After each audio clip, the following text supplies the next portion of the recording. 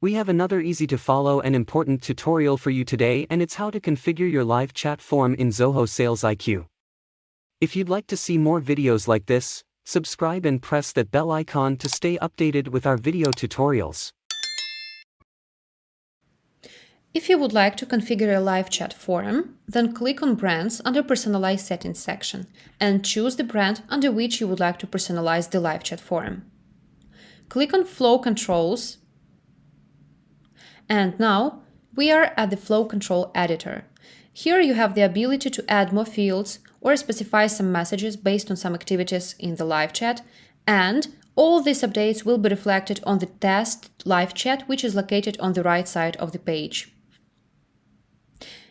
We can add more fields by clicking on Add Field button and drag and drop the available fields from the list. You can drag and drop them to set them in the right order. Specify the placeholder text and also add the users to the mailing list. Click Save. If you want to delete the field, click on the Delete button and the field will be deleted. If you want to edit the field's placeholder and make this field mandatory, click on the Edit button, and there is the ability to modify the placeholder. You can also make this field mandatory and enable this checkbox, which says that you can mark this field as mandatory. Click Save. Specify the form style, whether it's inline, conversation, or traditional, and set the visitor waiting time. Such waiting time says that the operator should respond for incoming chat notification during this time interval. You can decrease it or increase it to more.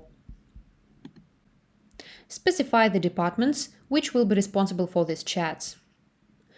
Also, you can use all resources of these associated departments, so all operators which are added and assigned to such particular departments can hop to the chat.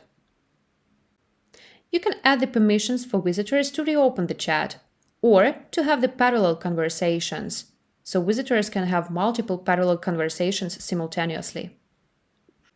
Specify the chat notification settings, whether the operators can accept or ignore the chat request by themselves, or you can automatically assign the chat to the available operators.